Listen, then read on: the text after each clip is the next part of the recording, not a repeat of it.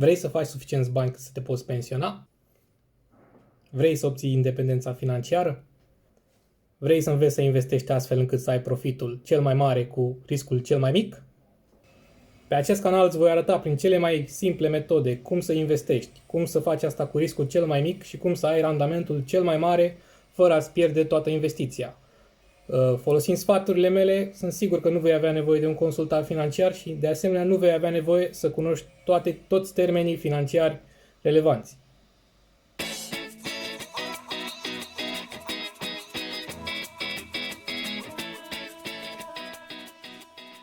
Numele meu este Florin Rața, nu am experiență de consultant financiar, dar lucrez în domeniul financiar de aproximativ 5 ani într-o multinațională. Mă ocup cu analiză financiară și dacă am învățat ceva în timpul meu petrecut ca analist, este să-ți tratezi propriile tale venituri așa cum o corporație își tratează veniturile sale. Deci să investim inteligent, să ne tratăm ca pe o corporație pe noi înșine. Cum am zis mai devreme, scopul meu aici este să vă învăț cum să faceți investiții inteligente, investiții cu low risk and high returns. Dă un subscribe mai jos dacă vrei să afli cât mai multe despre aceste lucruri. Am văzut pe internet multe variante care pretind că te vor învăța cum să te îmbunătățești instant, cum să faci $100 pe zi, cum să faci $200 pe zi, cum să faci $1000 pe zi și într-adevăr variantele acestea funcționează pentru anumiți oameni.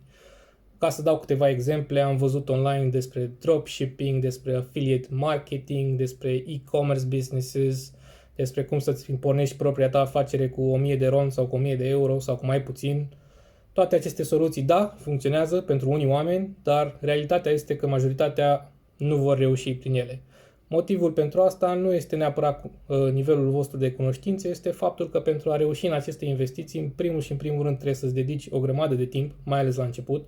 În al doilea rând, ai nevoie de mai mulți bani decât susțin aceste investiții că e nevoie. Și în al treilea rând, pentru majoritatea investițiilor de acest fel, este nevoie de mult branding personal, mult following și de multe cunoștințe în rețeaua ta de social media care efectiv să te propulseze către aceste câștiguri. Eu, de exemplu, nu am suficienți prieteni care să îmi cumpere de pe affiliate marketing suficiente produse cât să fac 1000 de euro pe lună sau 2000 de euro pe lună. Nu am suficient following, nu am suficient branding personal, dar asta nu mă împiedică în a investi inteligent și a maximiza profiturile mele fără aceste lucruri. Și acesta este și scopul meu aici, să vă învăț și pe voi cum să faceți asta. În realitate, ca să te îmbogățești și să ajungi la independența financiară, îți trebuie în primul și în primul rând mult timp, multă răbdare și multă disciplină. Realitatea este că nu vă veți îmbogăți în 2 ani, în 3 ani, în 4 ani, în 5 ani. În schimb, eu vă voi prezenta cum poate în 10 ani sau în 15 ani sau în 20 de ani, prin disciplină și prin investiții inteligente, veți reuși să ajungeți la nivelul dorit. Scopul este să ajungem în 20 de ani, cel mult, la un venit suficient de mare, astfel încât noi să ne putem deja pensiona și să generăm income-ul necesar pentru a trăi doar din randamentul investiției făcute. Deci vă rog să nu căutați soluțiile de îmbogățire rapidă, căutați soluțiile sigure, căutați soluțiile pe termen lung, soluțiile care au adus tuturor investitorilor de nivel înalt veniturile pe care le au astăzi. Poate credeți că 15-20 de ani este un timp foarte lung și foarte îndelungat și nu aveți răbdarea să faceți investițiile în această perioadă. Dar hai să ne gândim la care ar fi alternativa voastră. Vârsta de pensie în România în momentul acesta este undeva la 60, 61, 62 de ani și cred că se va schimba pe parcursul timpului și va crește din ce în ce mai mult. Cred că ultima prognoză era că în 2030 vom ajunge să ne pensionăm la 63 de ani. Asta înseamnă că dacă ai început munca la 22-23 de ani, urmează să ai 40 de ani de muncă pentru a-ți primi salariul și apoi a-ți primi pensia, cu care, dacă nu salvezi în primul rând, vei trăi de la lună la lună. Pe când varianta propusă de mine, care este tot la sigur și funcționează cu aproape orice venit îl puteți avea, vă va aduce la pensionare la 40-45 de ani în funcție de când v-ați apucat de muncă. Deci nu vă pot promite că veți ajunge unde vă doriți în 5 ani, dar în funcție de veniturile fiecăruia, în 10-20 de ani, sunt sigur că toți putem să ne pensionăm și să ne trăim pasiunile așa cum ne-am dorit tot timpul. Bun, pentru că acest video nu vreau să fie doar o introducere a mea și care sunt scopurile mele, vreau deja să vă dau un sneak peek la ce va urma.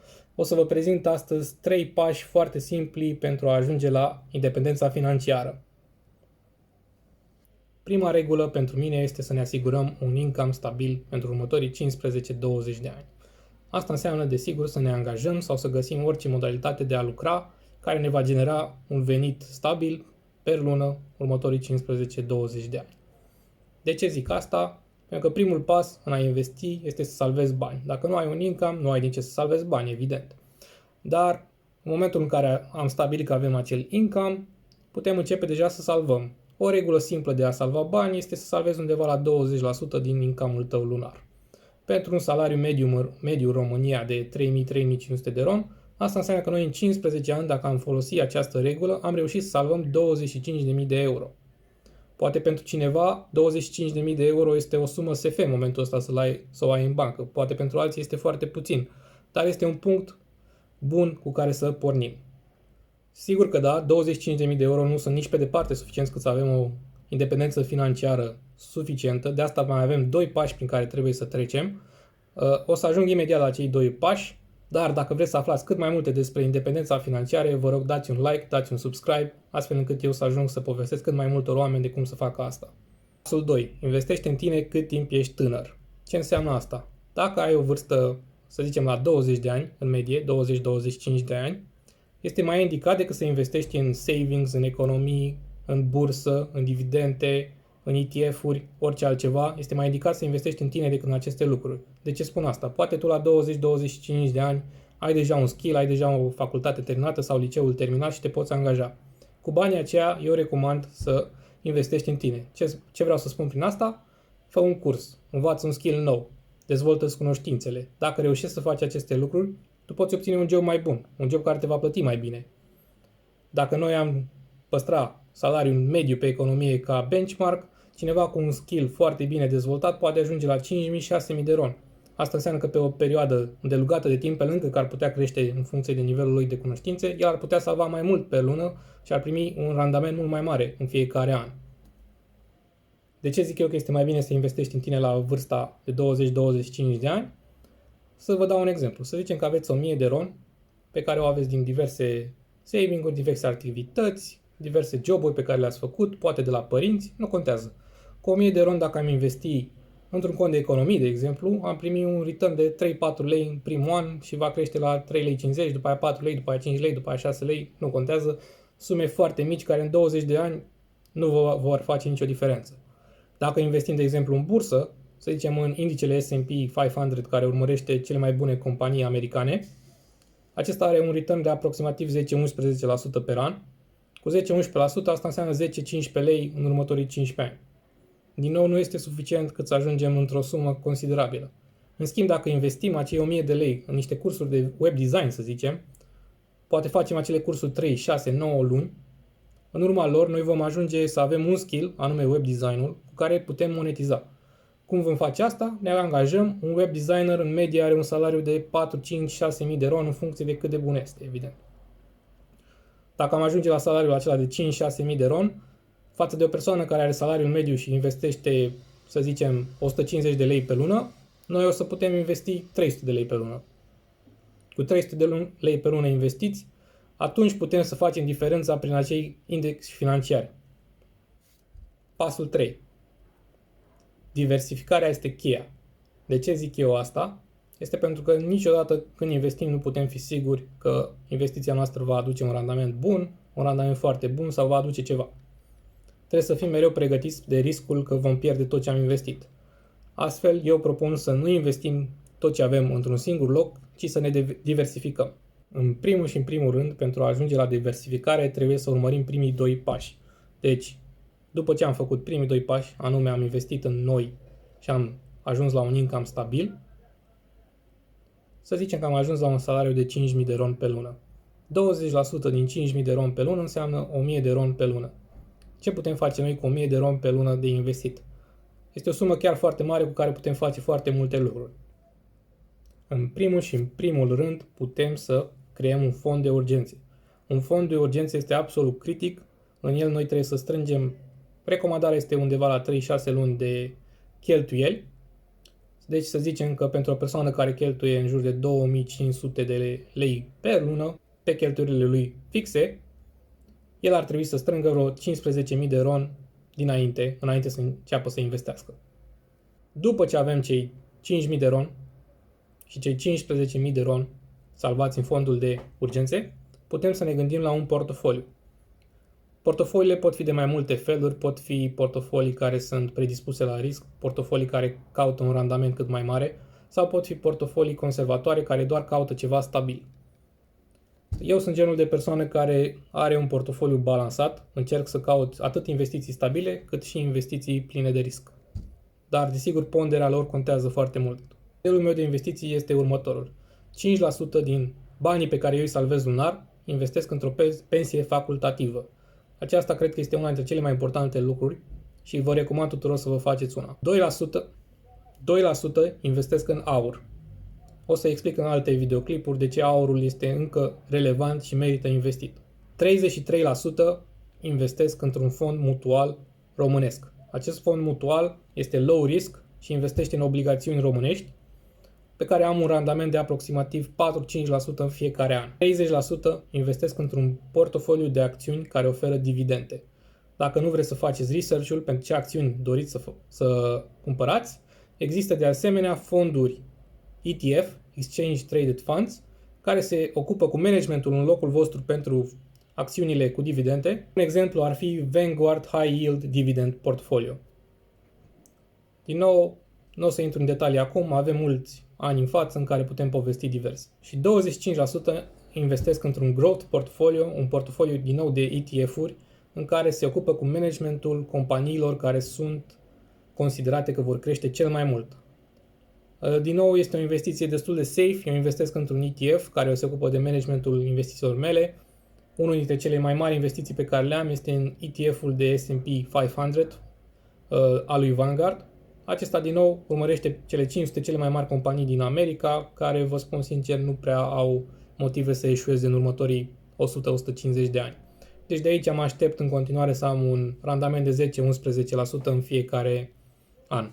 Bun, și am ajuns și la partea interesantă a investițiilor mele. 5% din total portofoliul meu investesc în acțiuni cu risc mare. Adică mă informez și decid, bazat pe propriile mele cunoștințe financiare, care vor fi companiile care vor crește cel mai mult și pe care eu contez că îmi vor da cel mai mare randament. Acești 5% poate reprezintă puțin, dar în momentul în care o să ajungi la un portofoliu mult mai mare, va reprezenta din ce în ce mai mult. Sunt banii mei de joacă. Cu acești bani eu mă joc și încerc să câștig cât mai mult posibil. Dar în același timp sunt banii pe care eu mă aștept să-i pierd la orice moment. De aceea investesc doar 5% în aceste acțiuni.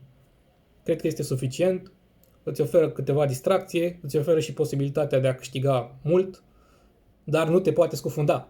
Să țineți cont că acesta este doar un model, nu este ceva spectacular, nu este cel mai deștept posibil, dar este modelul meu pe care eu consider că voi investi în următorii 15-20 de ani și cred că îmi va oferi un randament de undeva între 8 și 12% anual în momentul acesta, ceea ce este foarte, foarte mult. Înainte să vă creați portofoliul vostru, vă rog, informați-vă, citiți online, gândiți-vă ce fel de personalitate aveți, gândiți-vă ce nevoi aveți, gândiți-vă ce situație financiară aveți, fiecare are propriile lui circumstanțe, deci în funcție de asta gândiți-vă cum vreți să alocați portofoliul vostru. Poate vreți să mergeți mai mult la risc, poate vreți să mergeți mai mult pe safe. Dar înainte de toate eu vreau să vă recomand să nu investiți mai mult de 5% în acțiunile cu risc și 2% în aur.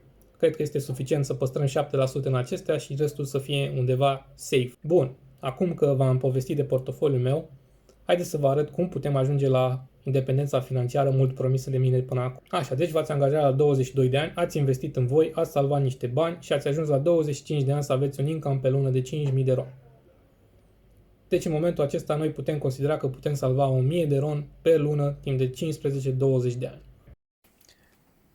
Cum ziceam, dacă punem de la vârsta de 25 de ani 20 de ani de investiții cu $250 pe lună și asumăm o rată de retur de 9% față de un average de S&P în ultimii 30 de ani de 12%, deci ne ajustăm aici și inflația, astfel încât să aflăm câștigările noastre reale, această investiție va genera $191.000 pentru 20 de ani.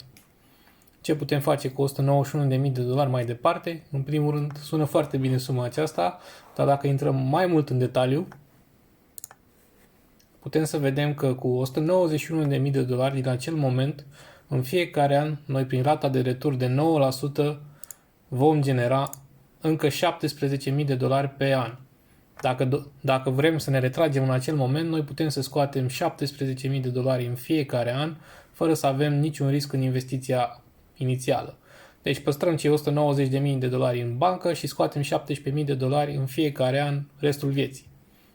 17.000 de dolari zic că este suficient cât să trăim o viață foarte bună, fără nicio grijă, având în vedere și toți banii pe care îi avem în conturi.